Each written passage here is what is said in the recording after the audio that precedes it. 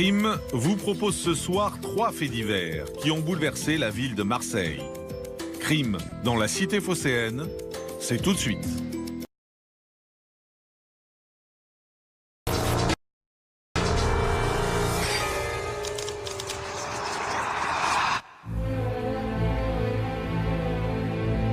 Une nuit de janvier 2013, Joséphine est soudainement agressée non loin de son domicile par un homme qui la viole avant de s'enfuir.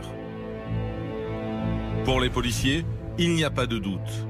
La jeune femme est la 6e victime d'un violeur en série qui sévit dans les rues de la cité phocéenne depuis maintenant 4 mois. Rapidement, les enquêteurs identifient un suspect, mais sont face à une situation exceptionnelle. L'homme a un jumeau qui possède exactement le même ADN que lui. Alors, les forces de l'ordre parviendront-elles à définir lequel des 2 frères est le prédateur sexuel qu'elles cherchent? Et comment réussiront-elles à le distinguer? Quand on me dit justement qu'il y a eu plusieurs viols avant moi, ça me rassure dans le sens où je me dis je suis pas la seule et en même temps non, c'est pas rassurant parce qu'on se dit il y a un fou qui est encore dehors et qui peut récidiver.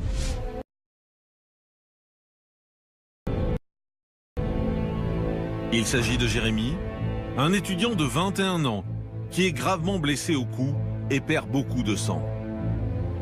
Le jeune homme vient d'être attaqué en pleine rue. Pour les policiers, un long travail d'enquête débute alors pour retrouver l'auteur de l'agression. Mais qui a bien pu s'en prendre à cet étudiant, apparemment sans histoire? Jérémy connaissait-il son agresseur? Et les policiers parviendront-ils à retrouver sa trace malgré le peu d'indices dont ils disposent? Beaucoup de sang sur le trottoir, mais il n'y a pas d'armes, pas de traces de l'agresseur et personne n'a rien vu en fait. Le 17 juin 2011, Maria, une mère de famille de 35 ans, cherche du secours. Elle vient d'être agressée dans les rues de Marseille et a reçu pas moins de 17 coups de couteau. Elle essaie de remonter les événements. La jeune femme, incapable de parler, ne peut pas indiquer qui est l'homme qui s'en est pris à elle. Fort heureusement, l'enquête de terrain va payer et un témoin va orienter les policiers sur une piste.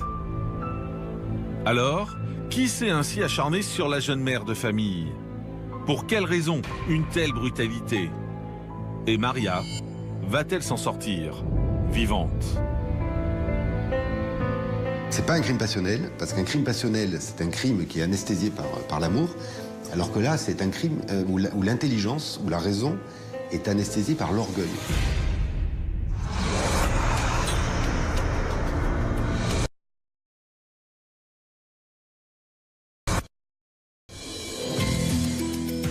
Crime dans la cité phocéenne revient ce soir sur l'incroyable histoire de 2 jumeaux marseillais soupçonnés d'une série de viols.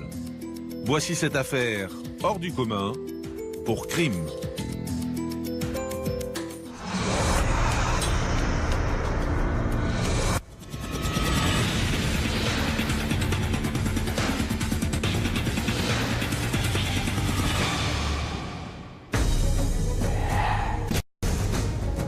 Dans l'affaire qui va suivre, vous allez découvrir l'insoutenable épreuve endurée par plusieurs femmes de la cité phocéenne. Dans le sens où je me dis je suis pas la seule et en même temps non, c'est pas rassurant parce qu'on se dit il y a un fou qui est encore dehors et qui peut récidiver.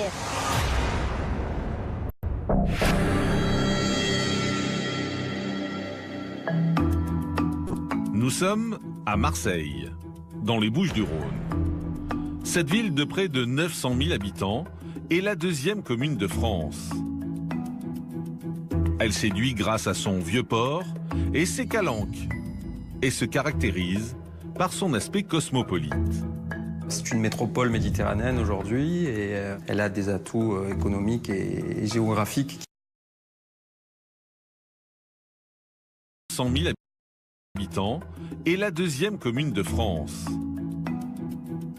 Elle séduit grâce à son vieux port et ses calanques et se caractérise par son aspect cosmopolite.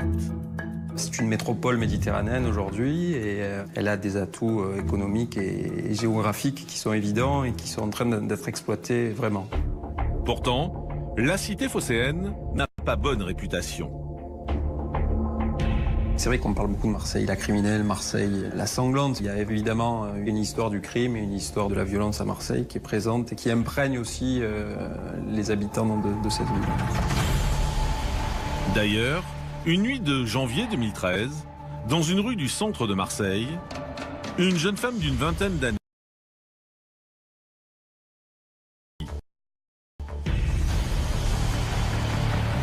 en exclusivité pour Crime, Joséphine a accepté de revenir sur cet événement tragique. J'ai senti une présence derrière moi. Je me suis retournée et j'ai vu quelqu'un avec une capuche noire. Donc j'ai continué à marcher en me disant, en me persuadant que de toute façon il allait m'arracher mon sac parce qu'il avait quand même l'air assez bizarre. J'ai quand même marché un peu plus vite, j'ai accéléré le pas. L'homme se précipite alors vers elle. Il l'attrape par derrière, lui sommant de se taire. Ça m'a penché vers le sol, il me tenait par le cou. Il était violent puisqu'il m'a donné justement un ou deux coups de poing. Je me suis dit, essaye de rester le plus calme possible, fais ce qu'il te dit et tu auras peut-être une chance de ne pas mourir. Puis, son agresseur lui demande son sac et son téléphone. Paniquée, Joséphine s'exécute. Mais la jeune femme n'est malheureusement pas au bout de ses peines. Et là, à ce moment-là, il a baissé son pantalon, donc a sorti son sexe. Après avoir imposé une fellation à sa victime, l'agresseur prend... La jeune femme peine à retrouver ses esprits avant de rentrer chez elle, tant bien que mal. Je me suis effondrée dans les parties communes de chez moi parce que j'étais quand même dans un état de pleurs, de panique. J'avais le souffle coupé. Je suis restée 1h30 dans la douche en essayant de me laver. Je me suis brossé les dents peut-être 5 ou 6 fois. Voilà, ça a été vraiment... j'avais envie en fait de me décraser parce que je me sentais plus sale qu'autre chose.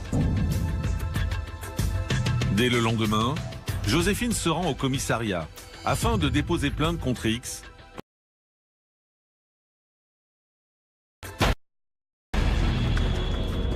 Alors, qui est ce mystérieux agresseur? Les policiers parviendront-ils à retrouver sa trace? Et surtout, Joséphine est-elle la seule victime de ce prédateur?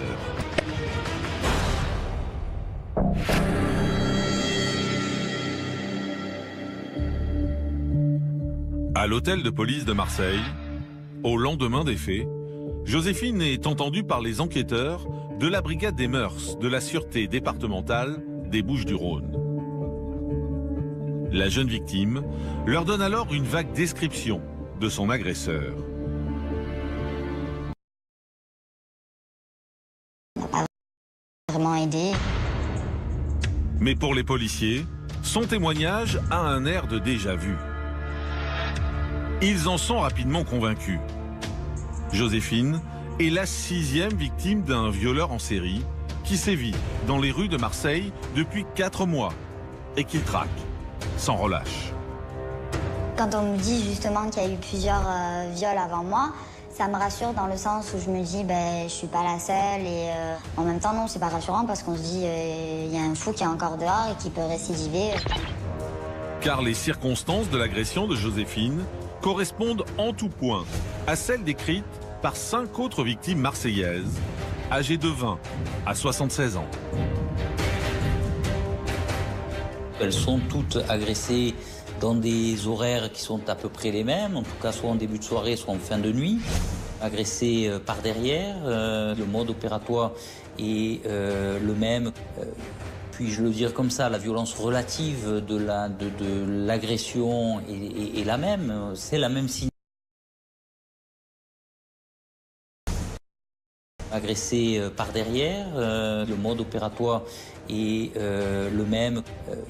Puis-je le dire comme ça, la violence relative de l'agression est la même, c'est la même signature.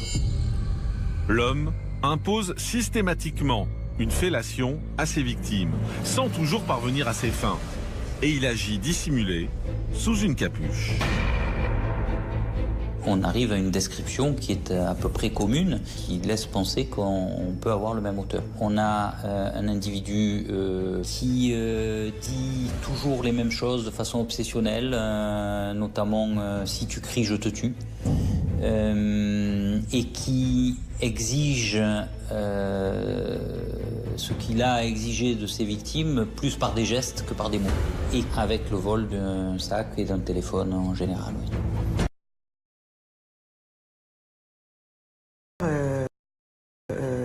Qui s'explique par le fait de la répétition de plus en plus rapide de ces faits. Donc effectivement, un souci de protéger la population féminine marseillaise.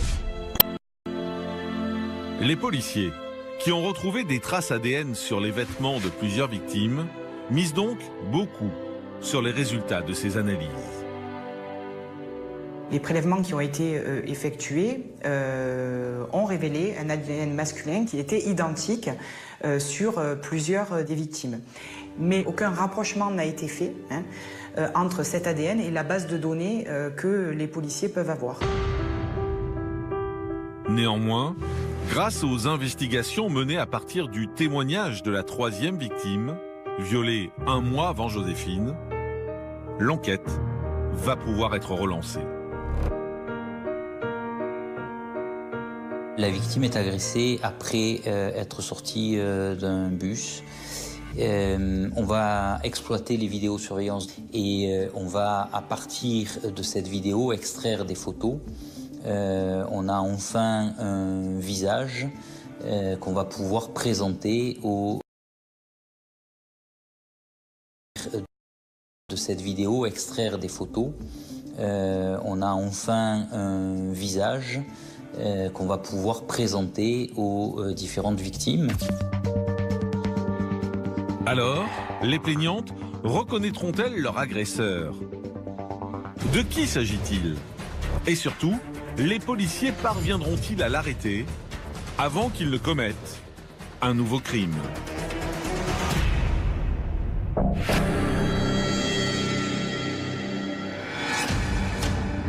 À Marseille, 2 jours après le viol de Joséphine, les enquêteurs lui présentent la fameuse photographie extraite de la vidéosurveillance du bus.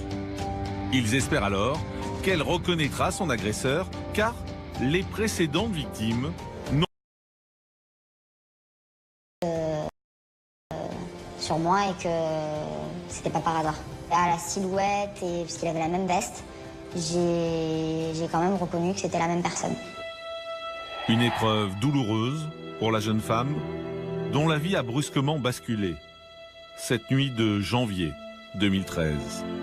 Je suis née à Marseille et j'étais censée me sentir en sécurité. C'est surtout que j'étais jeune et un peu moins insouciante que maintenant.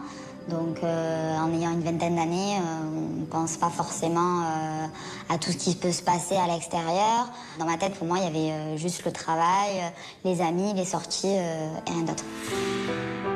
Mais depuis sa tragique agression, Joséphine peine à retrouver le cours d'une vie normale. J'ai voulu reprendre le travail le lundi directement. Et je me suis retournée peut-être une trentaine de fois. Au moindre bruit, c'était le sursaut.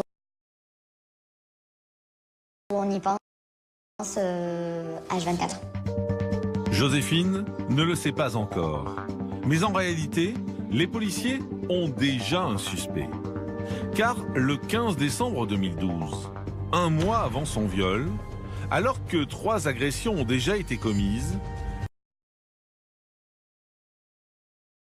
avant son viol, alors que 3 agressions ont déjà été commises, les forces de l'ordre, qui disposent d'un portrait robot de l'agresseur, contrôlent un homme à la sortie du métro.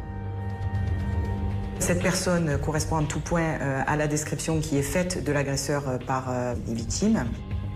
On n'est pas dans le cadre d'une interpellation, il n'y a aucun élément contre lui. On est sur un contrôle, il est sur un contrôle d'identité. Et à l'occasion de cette vérification d'identité, il va donner donc son identité, mais également son numéro de téléphone portable. Les enquêteurs de la brigade des mœurs étudient alors les relevés téléphoniques de cet homme de 24 ans que nous appellerons Eric. Et un détail, pour le moins intriguant, attire leur attention. Il s'avère être en contact avec la puce téléphonique qui a été mise dans le téléphone d'une des victimes. Les policiers tiennent enfin une piste sérieuse et décident de la creuser. Le meilleur moyen de s'intéresser à quelqu'un aujourd'hui, c'est d'essayer de voir s'il est sur les réseaux sociaux. Et on trouve sur les réseaux sociaux un compte qui est ouvert non pas au nom d'Eric, mais au nom de jumeaux avec le nom d'Eric. Eric a donc un frère jumeau. Les enquêteurs ne s'attendaient pas à un tel cas de figure. Mais ils recueillent immédiatement une photographie des deux à les différencier. Après le viol de Joséphine, les policiers marseillais lui montrent alors le cliché. Mais là encore, c'est un échec. Je vois deux personnes qui sont totalement identiques. Pour moi, c'est exactement les mêmes. Et on me demande lequel des deux personnes, je pense, qu'elle m'a agressée. Alors, à ce moment-là, je réponds que c'est les mêmes personnes. Et c'est là, on va dire que dans ma tête, je me dis, bon, c'est des jumeaux, ça va être plus compliqué. Alors, Eric et son jumeau sont-ils bien liés au viol survenu dans les rues de Marseille? Et si c'est le cas, s'agit-il d'un seul des deux frères ou sont-ils tous les deux impliqués? Les enquêteurs réussiront-ils à éclairer la situation avant qu'il n'y ait de nouvelles victimes?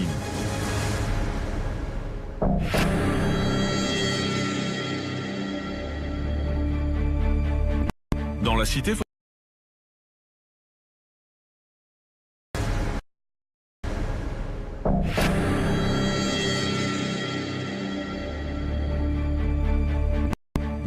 phocéenne, après le contrôle d'identité effectué à la sortie du métro, les policiers ont désormais un suspect pour la série de viols, Eric, 24 ans. Ils diligentent alors une enquête de personnalité autour de ce dernier et de son frère, que nous appellerons Geoffrey. Ce sont des personnes qui sont issues des quartiers nord de Marseille, mais qui ont reçu une très bonne éducation, qui n'ont jamais fait vraiment parler d'eux. Eric travaille comme chauffeur-livreur pour une grande surface, tandis que Geoffrey est intérimaire en bâtiment. Et les deux frères ont une particularité. Ce sont des jumeaux qu'on qualifie de monozygotes parce qu'ils proviennent du même œuf. Ils se ressemblent très fortement et ce sont deux personnes très charmantes qui sont bien bâties. Un charme qui rencontre un franc succès auprès de la gente féminine. Geoffrey est d'ailleurs en couple. Pratique, ils ont souvent les mêmes habitudes. Une relation fusionnelle qui complique la tâche des enquêteurs. Car une question reste en suspens. Comment distinguer les jumeaux? Par chance, un détail va permettre aux enquêteurs de les différencier. Geoffrey est malentendant. Il est parfois porteur d'un appareil, mais parfois pas. Et les enquêteurs vont essayer du coup d'orienter leur enquête par rapport à son langage, à sa façon de parler. Pour étayer leurs investigations, les policiers décident donc de mettre Eric et Geoffrey ainsi que leur entourage sur écoute. Et le 1er février 2013, 10 jours après le viol de Joséphine, cela va porter ses fruits. Aucune conversation ne va concerner les faits. Après le viol de Joséphine, cela va porter ses fruits. Aucune conversation ne va concerner les faits. Cependant, il va y avoir une conversation qui va alerter les enquêteurs concernant le placement en garde à vue d'Eric. Une aubaine pour les enquêteurs de la brigade des mœurs. certains collègues de notre service ont, pour des faits complètement différents, procédé à l'interpellation de Eric dans le cadre d'une autre procédure. Ils se font communiquer la procédure concernant Eric et repèrent qu'un ADN a été prélevé.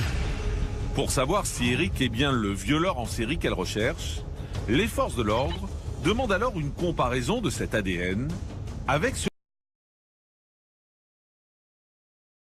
soir même, une jeune femme est à nouveau victime d'un viol.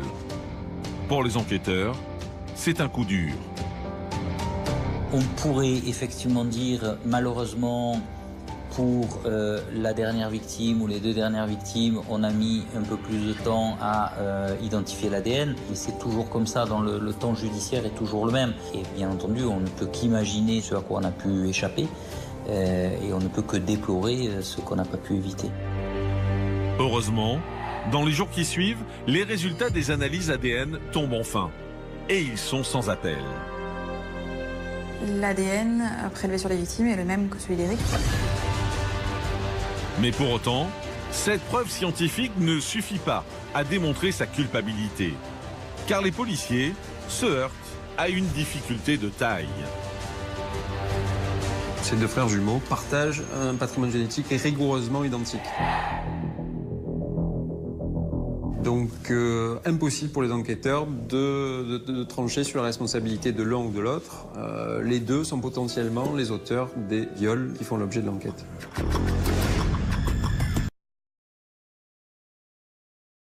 Comme la reine des preuves, les policiers le savent désormais. Ils ont affaire à un cas extrêmement rare. Il aurait fallu mettre en œuvre des investigations expertales, d'abord qui devaient se dérouler dans un autre pays européen et qui avaient un coût de l'ordre du million d'euros. Donc on a conscience très vite que l'ADN a parlé, mais l'ADN s'arrête là. Donc il va falloir recourir à des méthodes policières et judiciaires beaucoup plus traditionnelles en termes de preuves. Ainsi, le 7 février 2013, les enquêteurs procèdent à l'interpellation des jumeaux, Eric et Geoffrey. Similaire à la veste que portait l'agresseur sur cette fameuse photo extraite de la vidéosurveillance du bus. Alors, les deux frères ont-ils agi chacun leur tour ou seulement l'un des deux est-il coupable? Comment Eric et Geoffrey s'expliqueront-ils lors de leur audition? L'un des jumeaux avouera-t-il ou dénoncera-t-il son propre frère?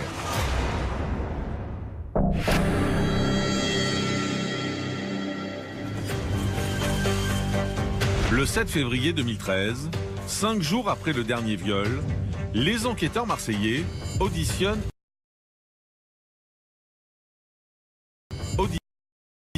Eric et Geoffrey, placés en garde à vue. Mais les jumeaux de 24 ans leur donnent du fil à retordre.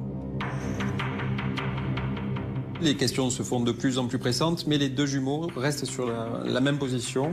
Ils nient en bloc être à l'origine des viols et des tentatives de viol qu'on leur reproche. Malgré tout, dès le lendemain, Eric et Geoffrey sont mis en examen pour viol et tentative de viol et placés en détention provisoire.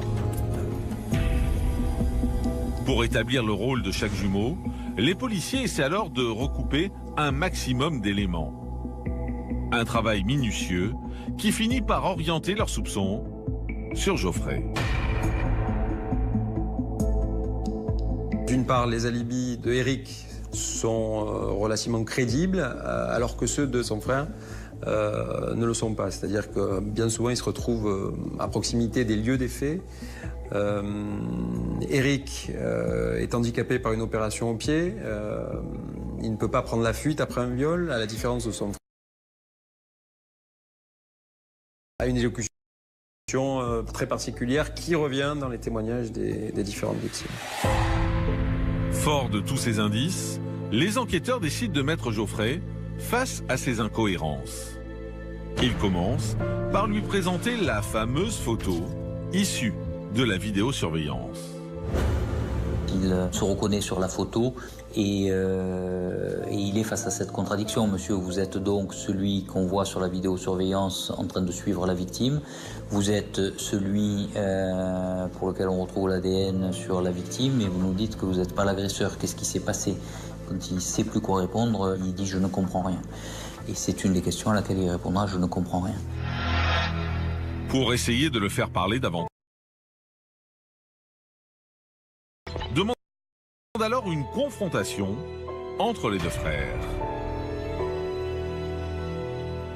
On a Eric qui à aucun moment ne mettra en cause son frère, mais à plusieurs moments quand on lui pose la question, il pleure, il est en pleurs. Et on va avoir une question de l'avocat de Eric à Eric qui lui dit vous êtes innocent. C'est l'avocat d'Eric qui parle, hein. Vous êtes innocent et vous êtes injustement en détention à cause de votre frère. Est-ce que vous êtes en colère? Il aura cette réponse dans laquelle on trouve toute la complexité de la gémellité. Je ne peux pas être en colère, c'est mon frère jumeau.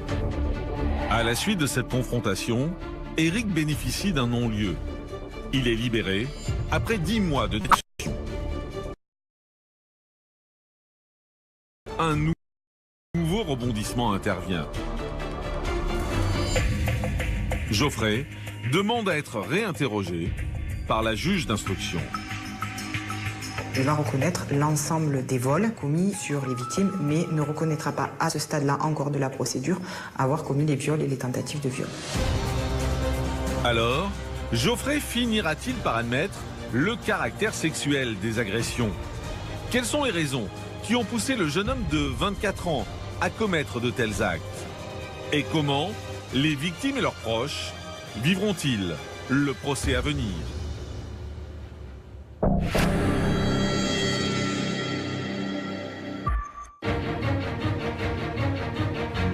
Le 7 septembre 2015, 3 ans après les faits, Geoffrey, alors âgé de 26 ans, comparaît devant la cour d'assises des Bouches-du-Rhône.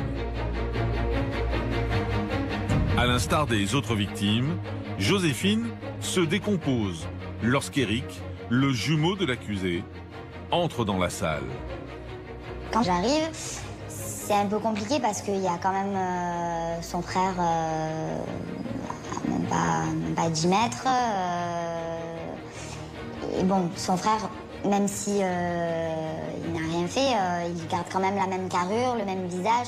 Donc c'est sûr que c'est assez difficile. Sur le banc des parties civiles, les victimes encore traumatisées par les sévices qu'elles ont subis se serrent les coudes. C'est la première fois que je vois les autres victimes, donc ça fait du bien de pouvoir parler des histoires similaires avec d'autres personnes. Il y a quand même des différences, des profils surtout très très différents. Et à ce moment-là, on se dit, bon, c'est pas nous, la personne en elle-même qui était visée, c'était vraiment des pulsions qu'il avait et voilà, on était juste au mauvais endroit, au mauvais moment. Dans le box des accusés, Geoffrey, quant à lui, est prostré. Il s'est présenté véritablement en faisant profil bas et a beaucoup exprimé ses regrets et sa peine. Car dès l'ouverture du procès, Geoffrey reconnaît finalement le caractère sexuel des agressions.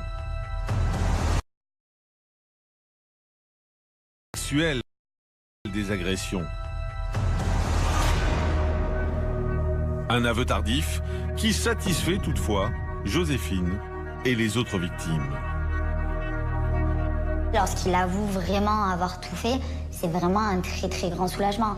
Et encore plus quand moi je passe devant les juges et qu'on me pose la question de comment ça s'est déroulé et que lui arrive à décrire parfaitement ma voiture. Donc là à ce moment-là je me dis bon, c'est bien lui. Et ça enlève le doute qu'il y avait justement avec son frère. Mais pour autant, le jeune homme est toujours incapable d'indiquer les raisons de son passage à l'acte. Il n'a pas vraiment d'explication. Encore une fois, il y a ce problème de communication parce que voilà, il est malentendant, il finit par avoir son appareil, mais je suis pas sûre qu'on saura véritablement quel est le schéma dans sa tête au regard des profils des victimes, des lieux qui sont totalement différents. Si les expertises psychologiques et psychiatriques n'ont rien révélé de particulier dans la personnalité du violeur, la complexité de la gémilité aura indéniablement marqué les esprits. D'ailleurs, pour l'Assemblée, une interrogation subsiste. Pourquoi Éric a-t-il gardé le silence malgré ces 10 mois de détention? Sur question du président de la cour d'assises, lui demandant comment avez-vous pu ne pas dénoncer votre frère, il a tout simplement dit entre la liberté et mon frère, je choisis mon frère. Et cette phrase-là, je pense qu'elle restera à jamais gravée dans ma mémoire d'avocat. À l'issue de l'audience, Geoffrey est finalement reconnu coupable de 3 viols et 3 tentatives de viol et condamné à 12 ans de réclusion criminelle.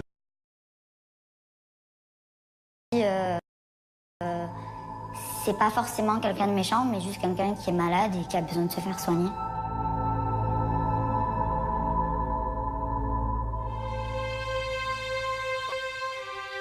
Aujourd'hui, à Marseille, les victimes tentent de se reconstruire et de reprendre le cours d'une vie normale, malgré la blessure causée par ces agressions. De son côté, Joséphine préfère prendre la vie avec philosophie. On se dit, bon, il faut pouvoir faire sa vie avec ce qui est arrivé. Donc ne pas oublier parce que bon, ça reste dans notre vie et que de toute façon, on s'en rappellera toute notre vie. Mais il faut se dire qu'il y a pire dans la vie.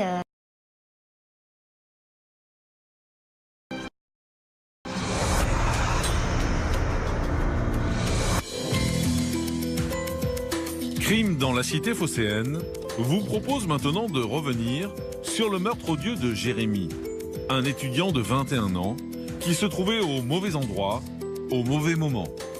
Découvrez cette affaire bouleversante pour Crime.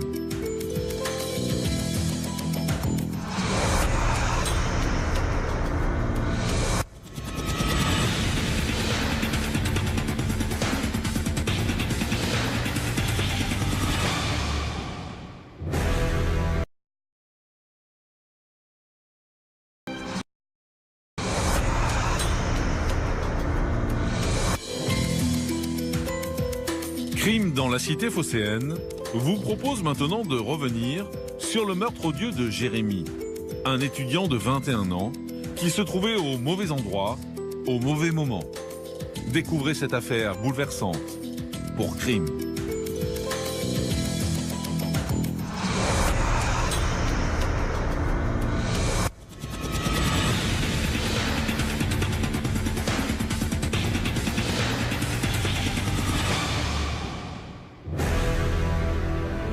Dans l'affaire qui va suivre, vous allez découvrir le destin tragique de Jérémy, un étudiant de 21 ans que rien ne prédestinait à une fin si cruelle. Un crime aussi inquiéteur. Beaucoup de sang sur le trottoir, mais il n'y a pas d'armes, pas de traces de l'agresseur, et personne n'a rien vu.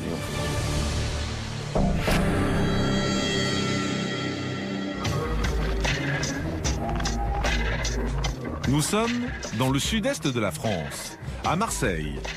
Cette ville méditerranéenne attire chaque année de nombreux visiteurs. Dans le premier arrondissement, le quartier de la Gare Saint-Charles est donc très fréquenté. Le quartier près de la gare, c'est le quartier du haut de la Canebière, donc c'est un quartier qui est très animé dans la journée, c'est un quartier qui est très touristique, qui est très passant, qui est très exubérant à l'image de Marseille. En revanche, la nuit, c'est pas exactement le même décor. Le pourtour de la gare est un quartier plutôt chaud, où il y a beaucoup d'activités de nuit, de petits trafics. C'est un quartier qui est pas le plus fréquentable de la cité.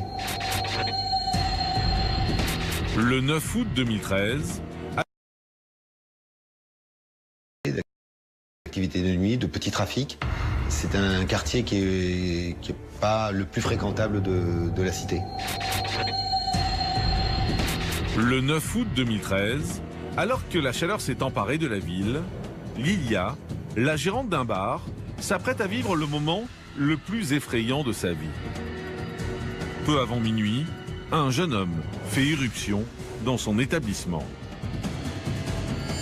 Moi, j'étais au bout du comptoir, mon dos face à la rue. Il me dit « Madame, madame, des secours ». Et je me tourne. Et à ce moment-là, je vois ce jeune homme plein de sang. J'étais très agitée. J'appelle des secours. Je lui dis « Mon Dieu, mais ne vous inquiétez pas, les secours vont arriver ». Je lui dis « Comment vous vous appelez pour tenir un peu éveillé, on va dire ». Il me dit « Je m'appelle Jérémy, mais madame, je vais mourir ». Sous les yeux de Lilia et des clients du bar, tous choqués, le jeune homme perd beaucoup de sang. Perdre connaissance. Il y a des gens qui sont affolés parce que le jeune homme saigne au niveau du cou. Il y a notamment une dame qui était à l'intérieur du snack et qui essaie de compresser la plaie avec son écharpe. C'est la panique, il y a du sang partout. Enfin, c'est vraiment une scène d'horreur, quoi. Heureusement, les secours ne tardent pas à arriver. Ils ont fait des soins sur place. Et c'est après qu'ils l'ont transporté à l'hôpital. Jérémy, 21 ans, gravement blessé au cou par arme blanche, est entre la vie et la mort. Pour tenter de comprendre ce qui a bien pu se passer, les enquêteurs du commissariat de Noailles, dépêchés sur place, recueillent alors les premiers témoignages. Un témoin qui est de nature à éclairer les enquêteurs. Alors, qu'est-il arrivé à Jérémy? Connaissait-il son agresseur? Et surtout, le jeune homme de 21 ans va-t-il survivre?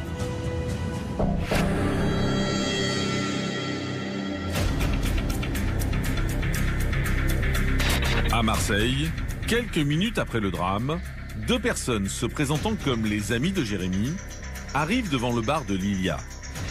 Ils apprennent alors avec effroi que celui-ci est gravement blessé. Ils sont bouleversés parce qu'ils l'ont vu il y a une demi-heure à peine. Et maintenant, il est entre la vie et la mort dans une ambulance des marins-pompiers qui file à toute vitesse vers l'hôpital. Ils sont complètement abasourdis. Les enquêteurs les interrogent alors sur le déroulé de la soirée. C'était une soirée entre amis qui se retrouvaient. C'était une soirée entre amis qui se retrouvaient, sans drogue, sans alcool, sans excès, sans violence, sans personne qui puisse être suspectée de quoi que ce soit qui justifie une violence. Les deux amis expliquent aux policiers qu'à 23h25, Jérémy est parti chercher une copine à la gare Saint-Charles, située à seulement 100 mètres du lieu de la soirée. Mais il n'est jamais revenu. Ils s'inquiètent de ne pas avoir de nouvelles et de ne pas arriver à le joindre. Ils ont essayé de l'appeler plusieurs fois et Jérémy ne répond pas. Et vers minuit, voyant qu'ils ne sont toujours pas rentrés, les amis vont à la rencontre de Jérémy, gare Saint-Charles. C'est alors qu'en chemin, ils tombent sur les forces de l'ordre. Car aux abords du bar de Lilia, les policiers effectuent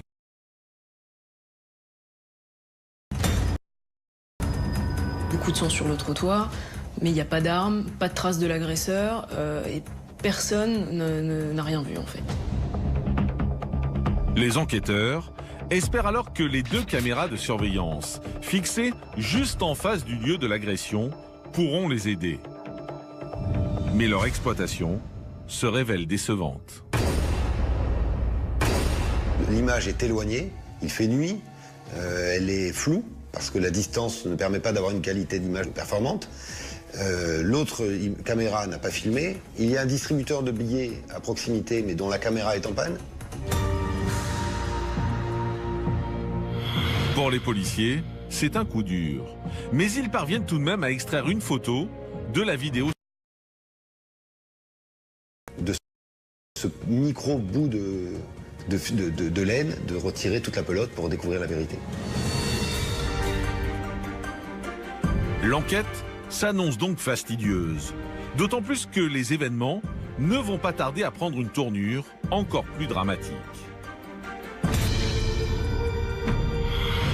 Le 11 août 2013, 2 jours après les faits, Jérémy, 21 ans, décède des suites de ses blessures.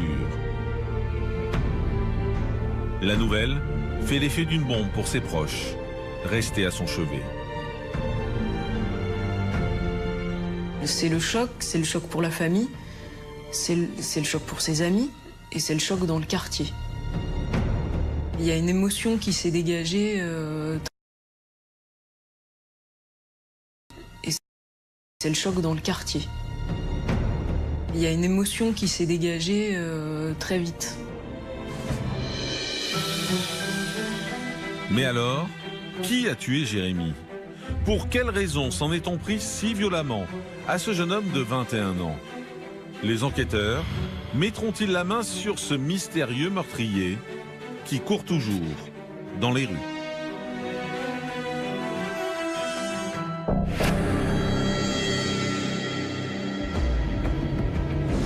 À l'hôtel de police de Marseille, après la mort brutale de Jérémy, les enquêteurs se penchent sur son profil pour essayer de comprendre qui aurait pu lui en vouloir.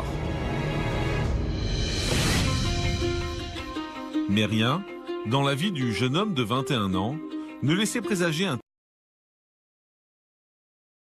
C'est un jeune garçon généreux, extrêmement prometteur, brillant dans ses études, altruiste. C'est le fils que l'on peut rêver d'avoir. C'est quelqu'un de bien. Ambitieux, Jérémy n'hésite pas à quitter le domicile familial pour poursuivre ses rêves. Il a quitté les Vosges pour descendre dans le sud de la France, d'abord à Marseille, puis à Nice, pour faire une école de commerce. Car l'objectif du jeune homme, passionné de cuisine, est d'ouvrir son propre restaurant. Et donc il venait de prendre un stage dans un restaurant de Monaco. Et il revenait à Marseille pour passer le week-end et essentiellement retrouver ses anciens amis.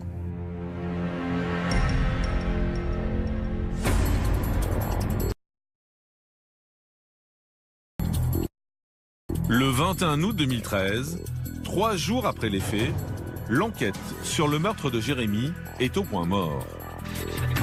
Les forces de l'ordre décident donc de diffuser un appel à témoins. Une initiative qui va se révéler payante.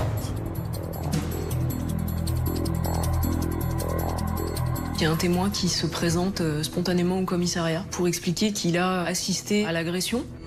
Il voit un homme qui décrit comme faisant à peu près 1m75 avec des cheveux courts, foncés, qui est accroupi derrière des containers, qui a l'air d'avoir une arme à la main. Il voit pas très bien ce que c'est. Et puis, il voit cet homme jaillir comme un chat de derrière les containers de poubelle. L'homme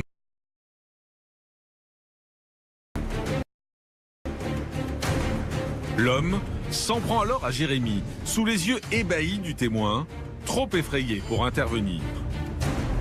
Mais celui-ci se souvient tout de même d'un détail déterminant. Il a entendu l'agresseur jeter quelque chose par terre, quelque chose qui a résonné comme du verre. Et donc c'est là que commence à se dessiner le fait que l'arme soit peut-être une bouteille en verre ou un tesson. Et ce sera confirmé par le légiste qui rapprochera la forme de la cicatrice à un tesson de bouteille. Mais l'arme du crime n'a malheureusement pas été retrouvée. Les enquêteurs sont dans l'impasse et se consacrent donc aux images de vidéosurveillance. Ils élargissent alors leurs recherches aux caméras de tout le quartier. Ils arrivent à délimiter l'heure de l'agression. Jérémy entre dans le champ d'une caméra de vidéosurveillance en pleine forme. Il va chercher son ami à la gare, il est 23h38. Il ressort du champ de la caméra de surveillance suivante à 23h38 et 57 secondes. Il est blessé. Il porte la main à son cou. L'agression a même pas duré 1 minute.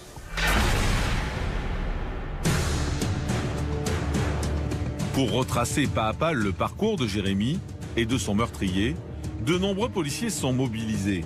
Et ce, 24 heures sur 24. De vidéosurveillance. Un travail de fourmi qui finit par porter ses fruits. Après un mois de labeur, les enquêteurs repèrent le suspect sur un enregistrement. Quelques heures après le drame, il rôdait près de la mairie du 1er arrondissement. Les enquêteurs observent celui-ci accoudé sur une rambarde en présence de 2 autres personnes. Et immédiatement, les enquêteurs décident de procéder à des relevés d'empreintes sur cette rambarde pour parvenir à identifier celui qui est l'agresseur. Alors, à qui appartiennent ces empreintes génétiques? Viendront-elles, enfin, à l'arrêter?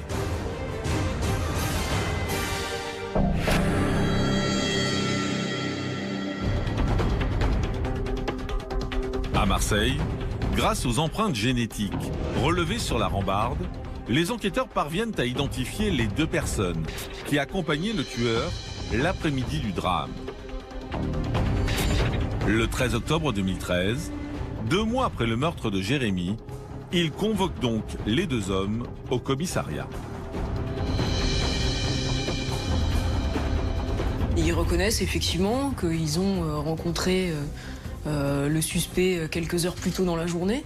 Ils le connaissent pas vraiment, c'est plutôt le copain d'un copain, qu'il était un peu à la rue, il avait faim, donc ils lui ont payé un sandwich, et puis voilà, ils l'ont laissé téléphoner à une connaissance commune qui aurait pu l'héberger le temps de son séjour à Marseille. L'homme se fera appeler Salim. Les policiers le téléphone qui a servi à l'appel pour retrouver le destinataire. Un certain Omar. Il est convoqué à son tour. Et cet ami indique que l'agresseur est un garçon qui a fréquenté de façon assidue les foyers marseillais, les foyers pour jeunes errants. Omar explique avoir connu Salim lorsqu'ils étaient enfants, mais affirme ne pas l'avoir vu depuis plusieurs années. Lui-même ne connaît pas l'identité réelle de Salim. Donc il va appeler au Maroc, dans un quartier de Casablanca dont ils sont tous les 2 issus, quelqu'un qui pourrait donner l'identité. Et c'est par ce énième...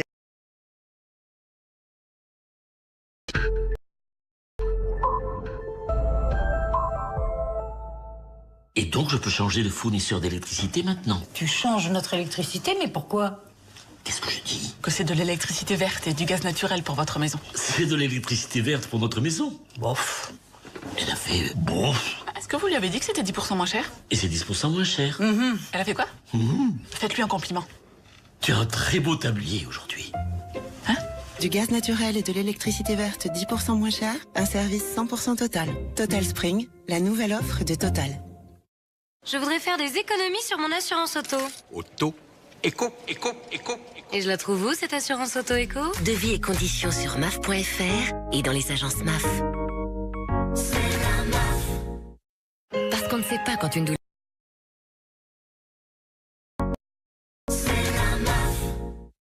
Parce qu'on ne sait pas quand une douleur peut apparaître.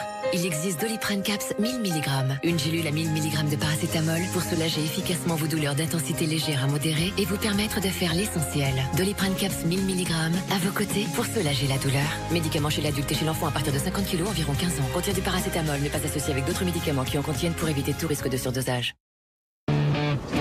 N'importe qui peut porter un chapeau. Mais il n'y a que toi qui me fasse tourner la tête.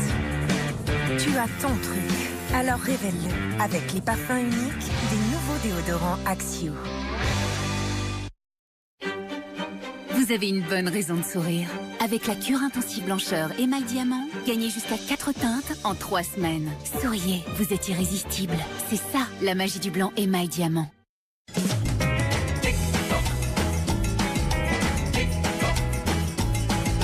Quand Char est à table, Personne n'est exclu, sauf le gluten.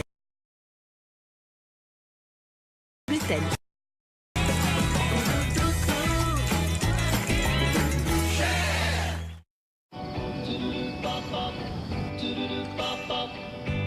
Il y a le Wi-Fi si tu veux.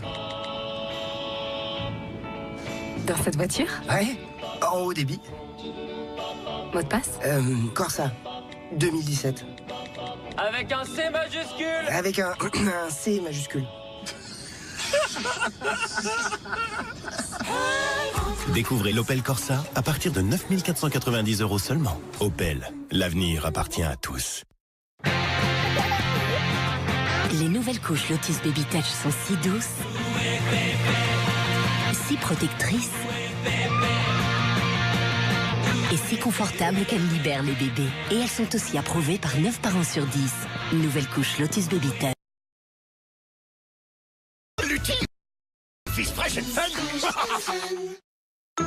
Quand un rhume perturbe le sommeil de votre famille, Vicks Vaporub soulage le nez bouché et calme la toux. Il dort et vous aussi. Vicks Vaporub libère le nez et calme la toux. Médicament en application cutanée chez l'adulte et l'enfant de plus de 6 ans ou en inhalation par fumigation pour les plus de 12 ans.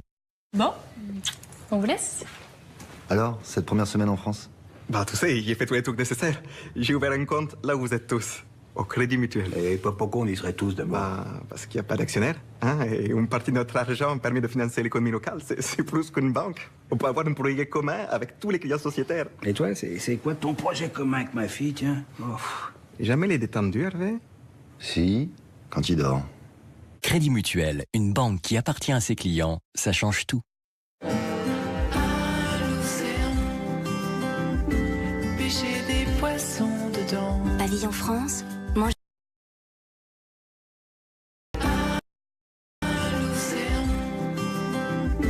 Pêcher des poissons dedans. Pavillon France, mangez frais, mangez français.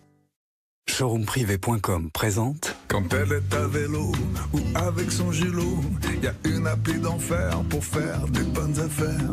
Payez en 3 ou 4 fois par carte bancaire sur Showroom Privé grâce à notre partenaire de confiance Honnet. Tout le temps sur les bons plans sur toutes les marques, c'est l'appli Showroomprivé.com. Il est urgent de se faire plaisir. So I put a spell on you.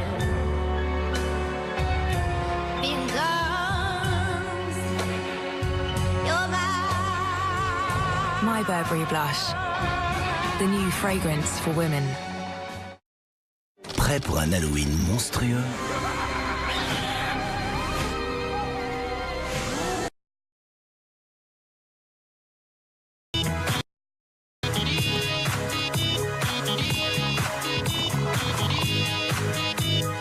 Plus de data, plus de musique, plus de... Forfait énergie mobile 100 Go à 9,99 € par mois pendant 6 mois, puis 19,99 €. Encore une fois? Encore une fois?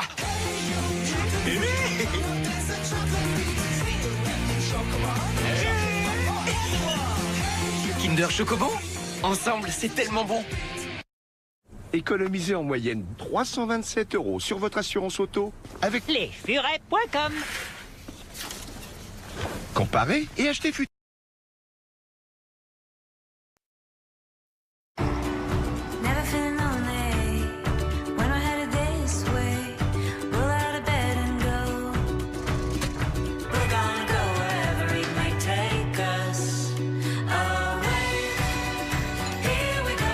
Cet hiver, rien ne vous arrêtera, pas même le froid. Gémeaux, c'est la mode qui vous aime.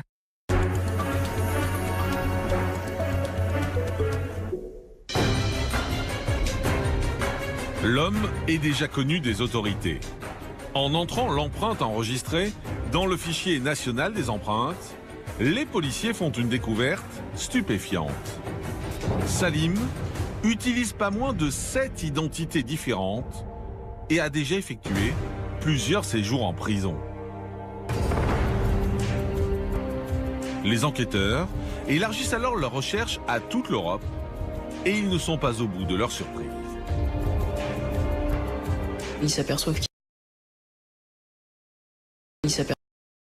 qu'il a un parcours de délit à travers l'Europe. Il a utilisé jusqu'à 137 pseudonyme. Il a été condamné en Belgique, il a été condamné en Allemagne, il a effectivement été condamné en Italie. Les condamnations dont a fait l'objet l'agresseur sont à chaque fois des condamnations qui concernent des faits de vol, et la plupart du temps avec violence. L'étau se resserre sur Salim. Le juge d'instruction ordonne donc une commission rogatoire internationale. Et le 12 janvier 2014, 5 mois après la mort brutale de Jérémy, les autorités françaises sont alertées par leurs confrères belges. L'un des alias identifiés comme correspondant à l'agresseur correspond à une personne qui est actuellement incarcérée au sein de la prison Saint-Gilles, qui est une prison de la banlieue de Bruxelles en Belgique. Donc c'est un homme qui a été condamné comme correspondant à l'agresseur correspond à une personne qui est actuellement incarcérée au sein de la prison Saint-Gilles, qui est une prison de la banlieue de Bruxelles en Belgique. Donc c'est un homme qui a été condamné au mois de novembre en Belgique pour des faits de vol avec violence, et notamment l'utilisation d'un tesson de bouteille. Et donc des policiers français qui confrontent les empreintes digitales, surprise, c'est lui, quoi. Une photo de l'homme en question est remise à la police française. Et le témoin de l'agression de Jérémy le reconnaît formellement. Un mandat d'arrêt est donc délivré à son encontre. Mais les enquêteurs sont confrontés à un problème de taille. Il faut attendre qu'il ait purgé la peine en Belgique pour qu'il puisse être extradé et entendu par le juge d'instruction à Marseille.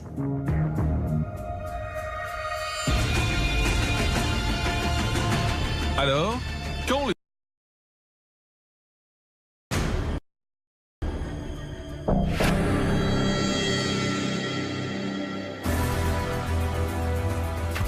À l'hôtel de police de Marseille, le 17 juillet 2014, près d'un an après les faits, Salim est enfin entendu par les enquêteurs.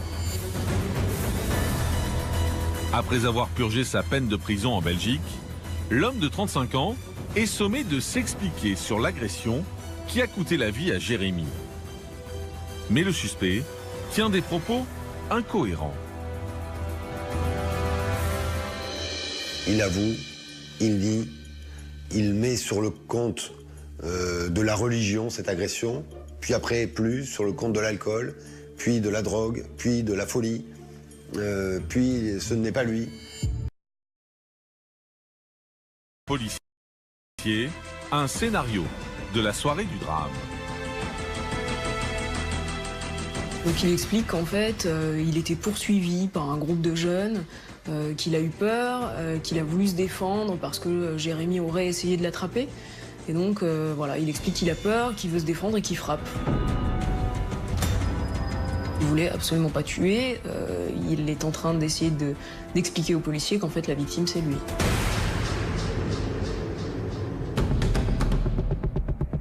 Une version qui ne convainc pas les enquêteurs. Pour essayer d'y voir plus clair, le juge d'instruction ordonne donc une expertise psychiatrique. C'est le docteur Christian Julier qui s'en charge.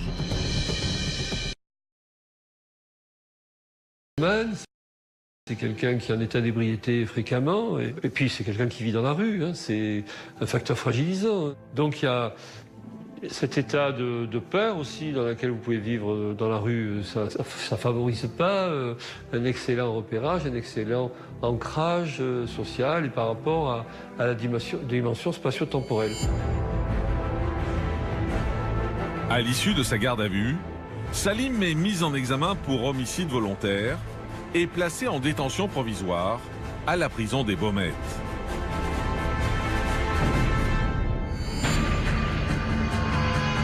Près d'un an plus tard, le 23 avril 2015, une reconstitution est organisée. Les enquêteurs espèrent ainsi remonter le fil des événements. Salim est présent. Pendant la première partie de la reconstitution, il reconnaît sa responsabilité, il reconnaît que c'était bien lui. Pendant la première partie de la reconstitution, il reconnaît sa responsabilité, Il reconnaît que c'était bien lui, à cet endroit-là. Et puis, on va lui demander de refaire la scène. Et là, est-ce une échappatoire ou non? Toujours est-il qu'il va perdre le contrôle de lui-même, ou feindre de perdre le contrôle de lui-même, et ne pas vouloir participer à l'issue de la reconstitution.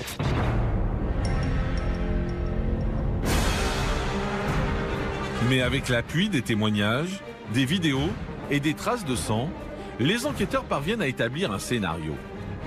Voyant Jérémy arriver, Salim aurait décidé de le voler.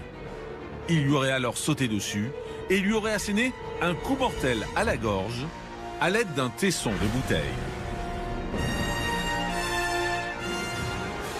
Le coup a été porté, disent les experts, avec une extrême énergie. Il fallait, pour atteindre la profondeur des plaies qui ont coûté la vie à Jérémy, que le coup soit extrêmement violent.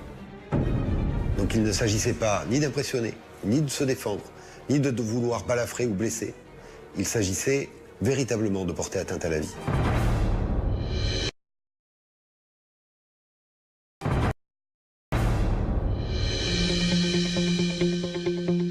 Pourtant, à l'issue de l'instruction, ne pouvant établir l'intention d'homicide, le juge décide de requalifier les faits.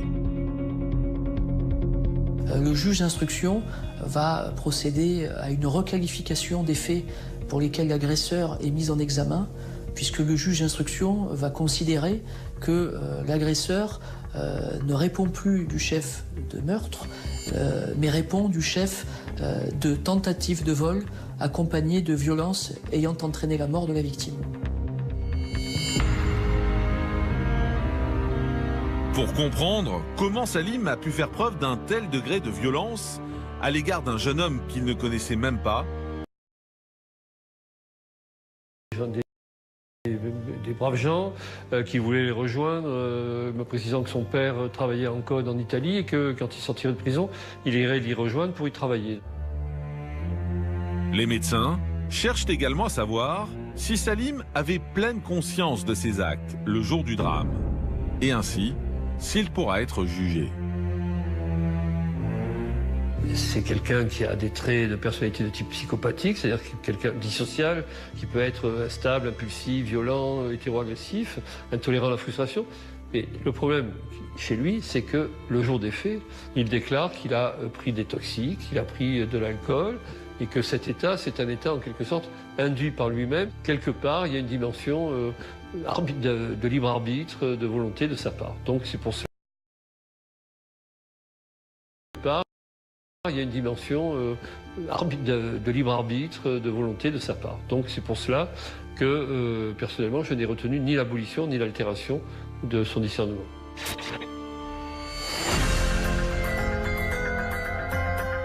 Alors, comment se déroulera le procès? Confronté aux proches de Jérémy, Salim fournira-t-il enfin une explication à son geste? Et quelle peine les jurés décideront-ils d'infliger à l'homme de 35 ans?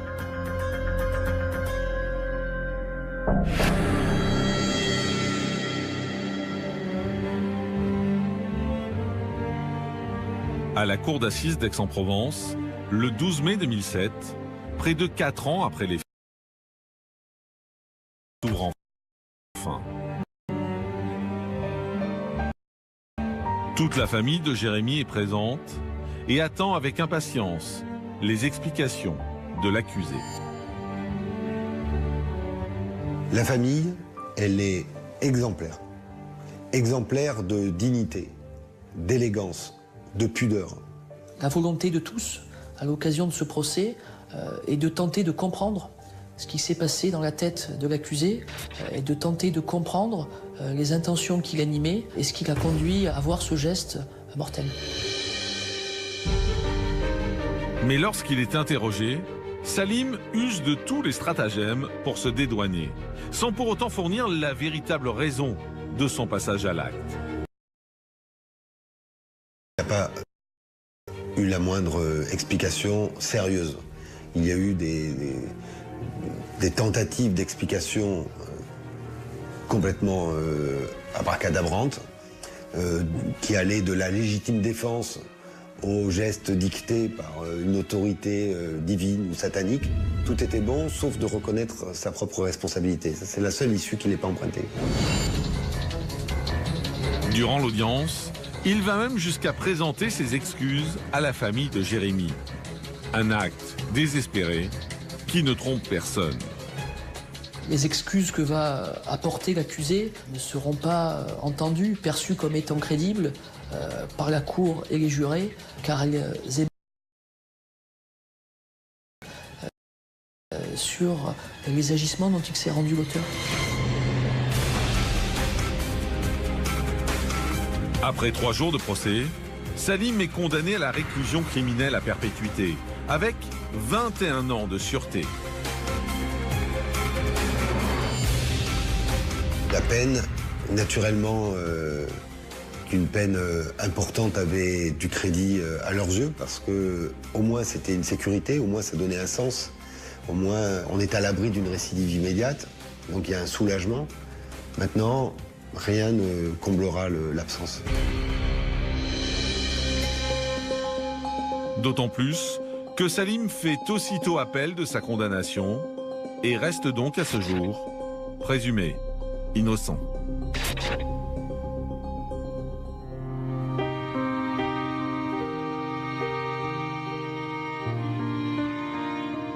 Aujourd'hui, il a bouleversé toute une famille. C'est surtout un acte gratuit, c'est un acte fou. C'est faire basculer la vie de plusieurs personnes en l'espace de quelques secondes pour rien du tout.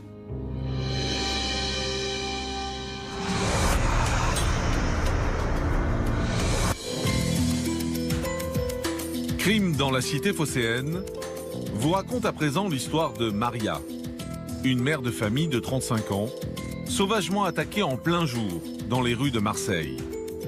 Un document inédit pour Crime.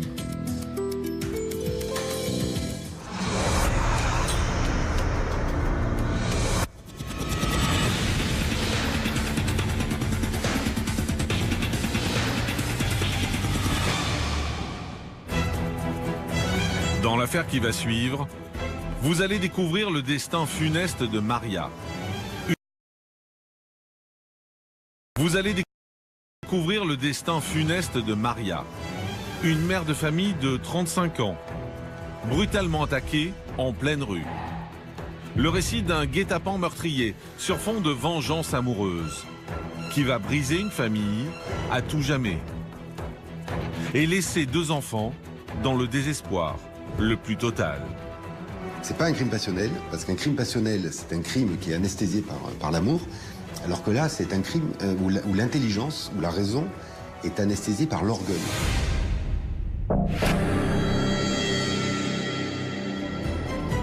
Nous sommes au Canet, à Marseille. Autrefois connu pour ses jardins et ses terres agricoles, ce quartier fut le berceau de la révolution industrielle dans la cité phocéenne.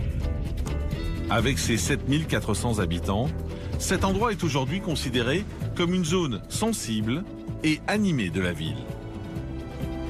Le quartier du 14e arrondissement est un des quartiers, dans les quartiers nord de Marseille, des quartiers assez défavorisés, population assez pauvre. C'est un ancien quartier ouvrier où se trouve une communauté. Le 17 juin 2011, aux alentours de 10h30, une petite entreprise de quartier va être le théâtre d'un drame retentissant.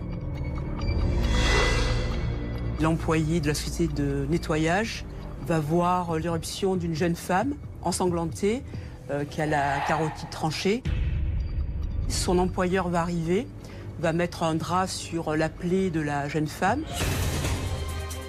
Alors que son patron essaie de stopper l'hémorragie et de la maintenir éveillée, l'employé, sous le choc, alerte immédiatement les secours. Puis elle essaie d'en savoir plus sur ce qui est arrivé à la victime. L'employé va demander à la jeune femme si elle avait identifié cet agresseur. La jeune femme lui fait mine, pas par les yeux apparemment, qu'elle les connaît. 20 minutes plus tard, les marins-pompiers arrivent enfin sur place. Mais la victime, qui a perdu beaucoup de sang, ne répond plus.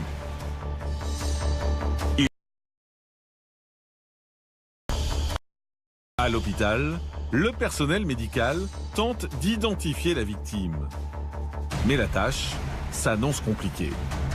On ne trouve pas sur elle le moindre document d'identité, ni de téléphone portable qui puisse l'identifier.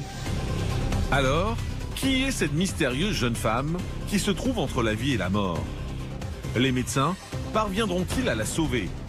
Et qui a bien pu s'en prendre à elle de manière aussi violente?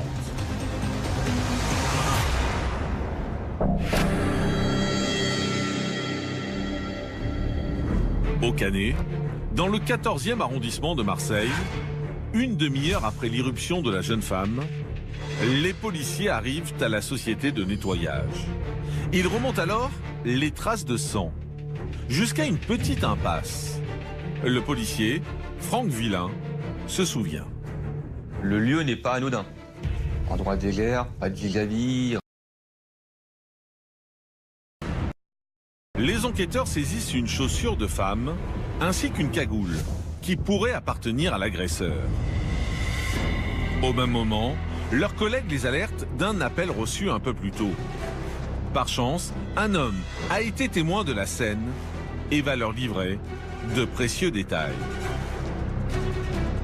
Un facteur appelle la police parce qu'une femme est en train d'être battue. Il ne voit pas d'armes, il ne sait pas dans quelles conditions les choses se passent exactement. Il est à environ une centaine de mètres. Et les premiers éléments qui vont être donnés, c'est un homme qui est en train de battre assez violemment une femme, qui se défend, qui est après rejoint par deux hommes visiblement plus jeunes et passifs.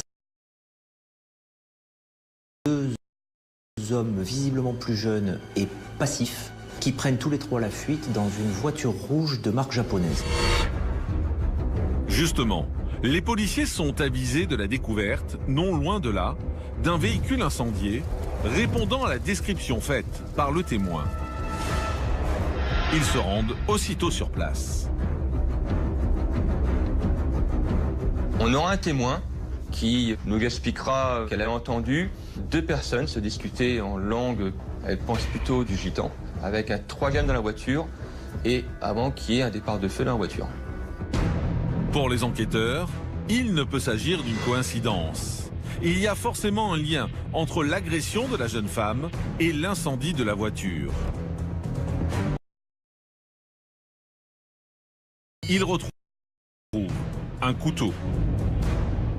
C'est peut-être l'arme du crime, mais il y avait quelques gouttes de sang, donc on n'est pas certain, on n'est jamais certain, mais au vu de la configuration, le couteau avait l'air récent, donc on s'est dit, bon, potentiellement, on a l'arme du crime. Et ce n'est pas tout. À proximité du véhicule calciné, les forces de l'ordre découvrent un élément qui va se révéler déterminant pour la suite de l'enquête. Sous une bouche d'égout, on va retrouver un sac qui va contenir des papiers d'identité, le téléphone, et c'est comme ça qu'on va déterminer l'identité de la victime. Il s'agit de Maria, une mère de famille de 35 ans.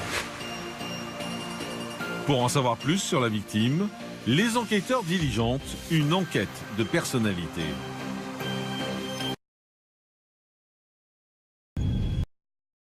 Elle a eu des enfants très tôt avec une personne. Oui.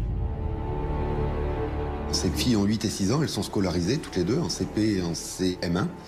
Une scolarité un petit peu difficile puisque la plus jeune des filles a des problèmes de vision, elle est quasiment aveugle. Selon les proches de Maria, entendus par les enquêteurs, son couple avec Louis rencontre des difficultés. La jeune femme aurait été infidèle, si bien que les deux jeunes gens se sont séparés il y a 1 an. Maria s'est alors installée à Auriol, à 30 km de Marseille, avec ses 2 fillettes. Maria, c'est une femme qui a une grande volonté d'émancipation, ce qui est difficile lorsqu'on est mère de 2 et que l'on est gitane. Et donc, elle a acquis une autonomie parce qu'elle vit dans un appartement seule avec ses 2 filles. Mais elle a du mal à rompre les liens avec le père des 2 enfants, qui lui veut conserver une mainmise et sur elle et sur les filles. Donc elle est dans une période extrêmement difficile et turbulente. Alors, qui a sauvagement attaqué cette jeune mère de famille en pleine rue? Son mari, Louis, a-t-il un lien avec l'agression? Et surtout, Maria réussira-t-elle à s'en sortir?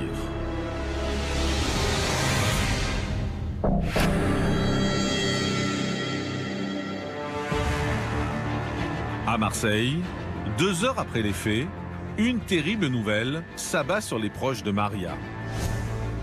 La mère de famille de 35 ans est malheureusement décédée des suites de ses blessures. L'enquête prend alors une nouvelle dimension. Peu après, les résultats de l'autopsie tombent. Ils sont sans appel. 17 coups de couteau.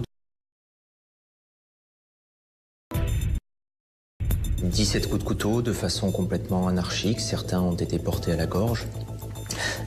Une volonté plus, nous dira l'expert, d'attaquer le visage, la gorge, pas forcément des zones vitales au sens où on l'entend, et beaucoup de marques de défense sur les bras, sur le haut du corps. Ce qui, pour nous, enquêteurs, signifie une relation entre la victime et l'auteur, obligatoirement. C'est-à-dire à chaque fois que vous avez toute la région cardiaque, cou, tête, vous avez un lien d'affinité entre l'auteur et la victime. Toujours à la recherche des 3 hommes en fuite, les enquêteurs de la brigade criminelle privilégient donc la piste familiale.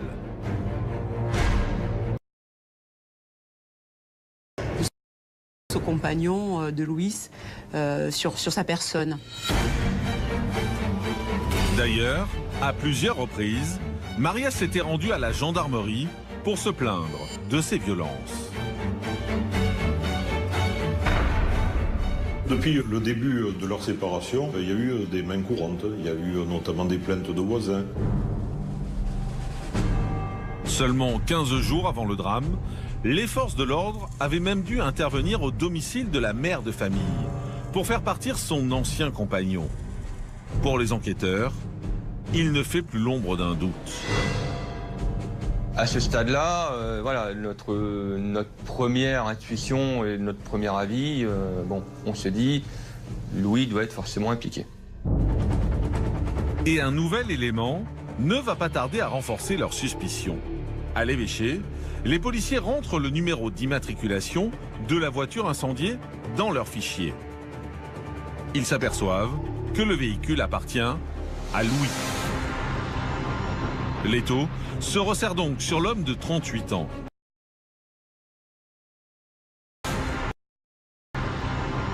L'étau se resserre donc sur l'homme de 38 ans. Au même moment, les enquêteurs sont alertés par le commissariat du 15e arrondissement. On nous téléphone et on me dit il y a un homme qui est en train de déposer plainte pour le vol du véhicule de ce matin. Sur place, les enquêteurs de la brigade criminelle s'aperçoivent que le plaignant n'est autre que le frère de Louis, que nous appellerons Antonio. Il est aussitôt placé en garde à vue. L'homme se montre d'abord mutique, avant de passer à table. Il finira par nous dire que le vol a été déclaré à la demande de son frère Louis.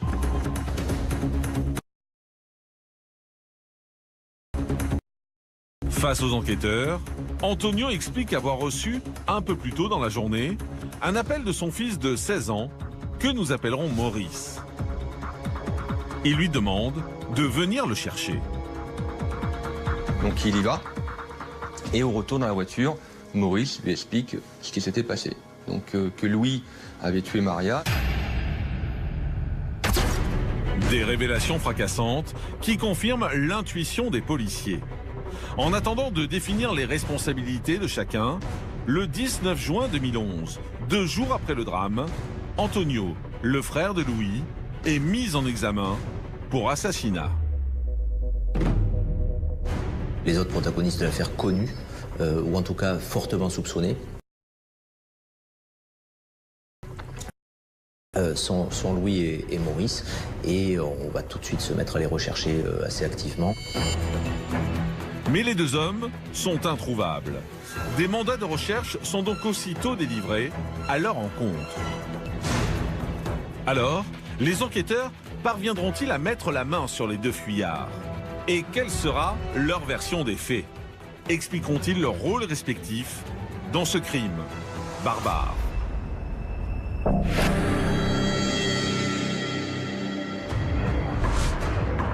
À l'hôtel de police de Marseille, après les révélations d'Antonio, les forces de l'ordre sont désormais à la recherche de leur principal suspect, Louis, l'ancien compagnon de la victime.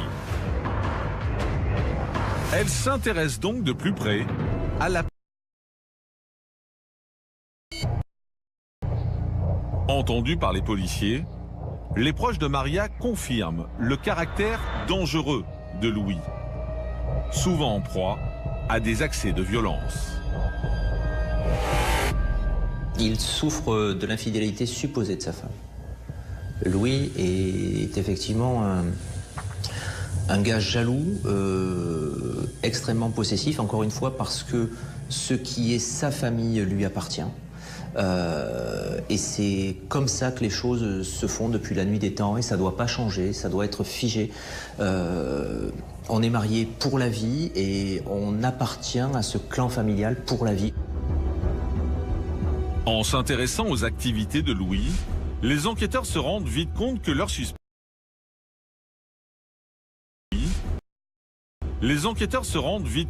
suspect... n'a pas les moyens de rester caché bien longtemps. Il n'a pas d'emploi, il vivote plus ou moins. À Marseille, on a une expression, on peut dire, il fait des gages, c'est-à-dire qu'il donne un coup de main contre une pièce pour des travaux, que ce soit des travaux de maçonnerie. C'est pas un feignant, quoi. C'est pas un oisif, c'est pas quelqu'un qui attend. En parallèle, les enquêteurs reçoivent le rapport de l'analyse des scellés. Les résultats sont édifiants. Les expertises génétiques vont permettre un nouveau bond dans le fait où on va trouver l'ADN de Louis sur le couteau ayant servi à l'assassinat. La culpabilité du père de famille ne fait donc plus aucun doute. Mais il faut mettre la main sur l'homme de 38 ans, et ce n'est pas chose facile. Téléphoniquement, en n'ayant pas pu trouver un lien d'approche, domicile connu, enfin tous les domiciles qu'il y a eu ont été faits, on n'avait rien. Donc on a principalement diffusé la photographie en local et en régional, mais principalement en local, en la donnant à tout le monde et en mettant tous les indices sur le coup. Puisqu'on sait qu'à un moment ou à un autre, voilà, ça va parler. Le 4 juillet 2011, 18 jours après les faits, Louis est finalement repéré par une patrouille de police dans une rue du 15e arrondissement de Marseille. Il est immédiatement interpellé et placé en garde à vue. L'ancien compagnon de Maria livre alors aux enquêteurs son récit de la journée du drame. Et que là, la violence qui était en lui est sortie, qu'il s'est précipité vers elle avec un couteau et qu'elle est malencontreusement tombée sur le couteau, ou en tout cas que les coups qu'elle a reçus sont complètement involontaires de sa part. Une version qui ne convainc pas les policiers. Dès qu'on attaquera les incohérences, il se fermera, il ne voudra plus parler. Et il maintiendra qu'il a agi seul. À l'issue de sa garde à vue, Louis est mis en examen pour assassinat. Alors, les enquêteurs retrouveront-ils la trace de Maurice, le neveu de Louis, toujours en fuite? Et réussiront-ils enfin à faire toute la lumière sur le meurtre de la jeune mère de famille?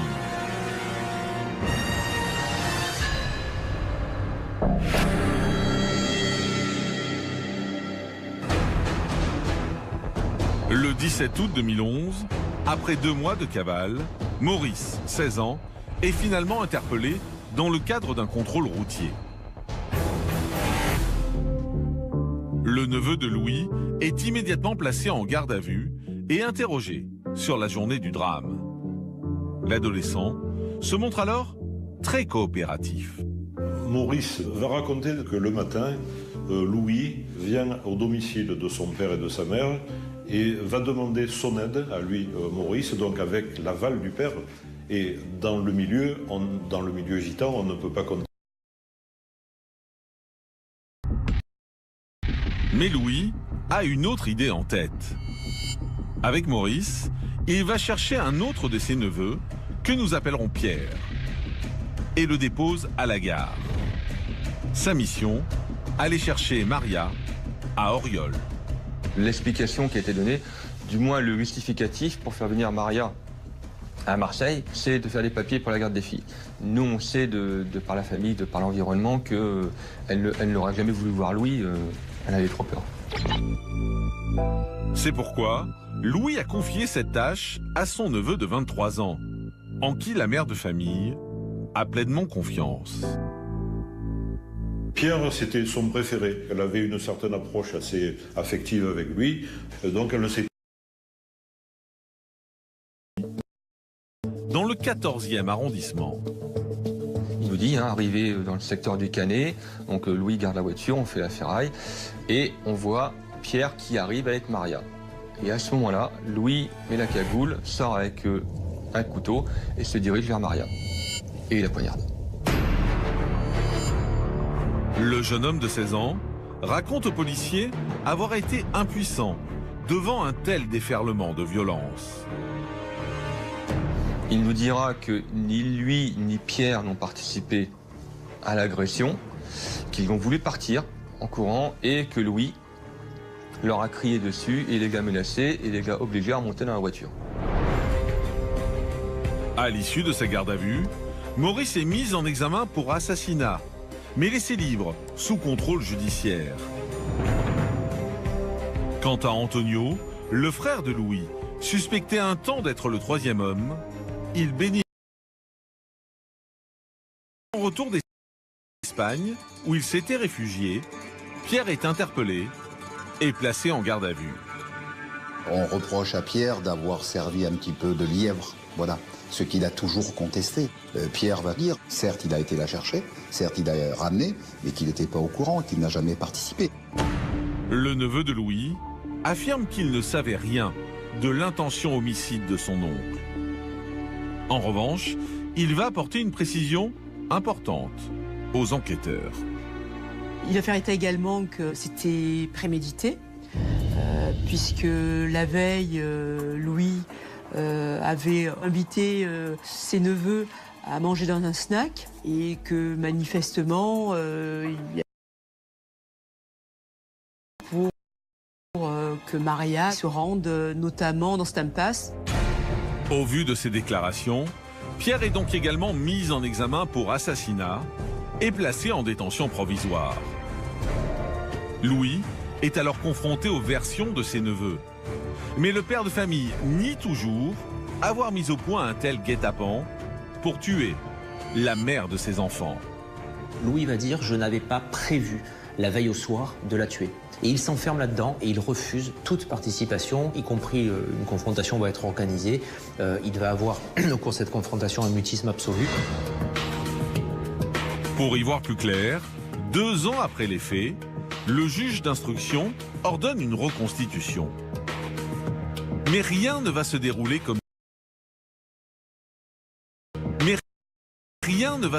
comme prévu. Car si Maurice et Pierre se montrent coopératifs, ce n'est pas le cas de leur oncle.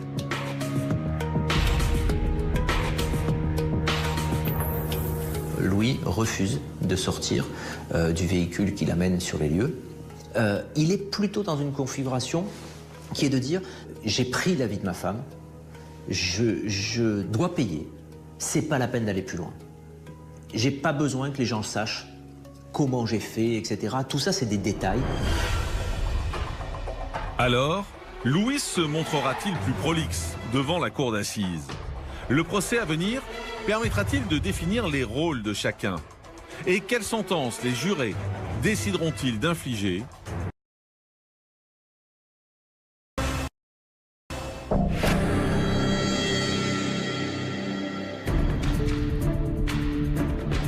Le 16 septembre 2015, à Aix-en-Provence, l'audience se déroule à huis clos. Louis, Pierre et Maurice comparaissent devant la cour d'assises des mineurs. Maurice n'ayant que 16 ans au moment des faits. Les enfants de Louis et Maria, âgés de 10 et 12 ans, sont absents des débats. Alors le procès, après en avoir beaucoup discuté avec les filles, elles n'ont pas voulu y assister. Après avoir raté complètement tous les épisodes.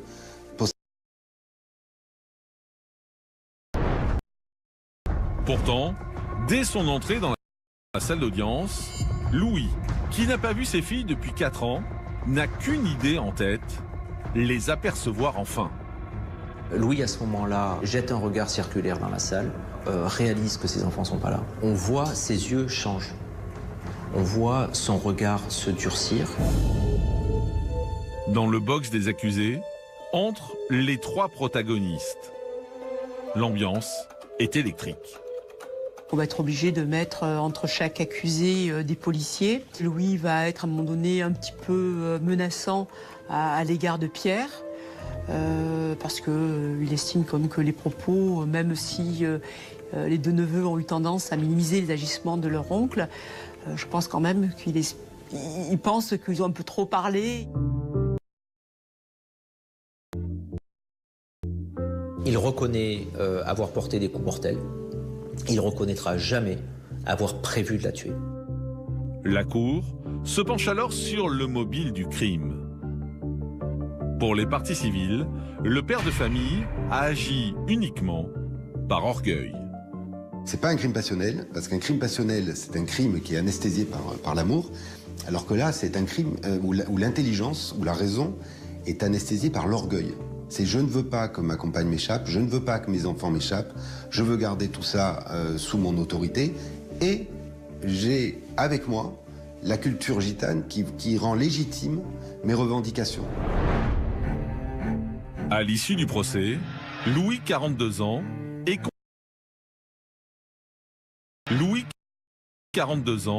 est condamné à 23 ans de réclusion criminelle. Pierre, 27 ans, et Maurice, 20 ans, sont quant à eux acquittés. Les jurés ont considéré que les 2 neveux n'avaient eu qu'un rôle passif dans la mort de leur tante. Pour la famille de la victime, la déception est grande. Ils ont crié en injustice, pas simplement parce qu'ils ont estimé que Louis n'avait pris que 23 ans de réclusion, mais surtout parce que les autres n'avaient pas été condamnés.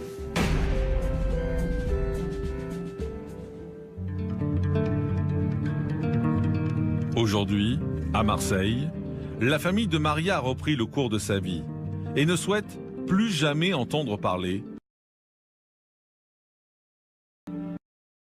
Ils n'ont plus aucun contact avec les filles de la jeune femme, qui tentent, malgré le traumatisme, de se reconstruire au sein d'une famille d'accueil. Il y a une volonté chez ces petites filles de rompre tous les liens familiaux, de rompre avec la culture gitane, de rompre avec la langue espagnole, de changer de culture qui, pour elles, était responsable, plus que leur père, de la perte de leur mère et de la perte de leurs parents. Et donc il y a une volonté d'émancipation. Elles reprennent en cela le flambeau de leur mère et elles veulent se détacher de cela et essayer d'acquérir une certaine liberté.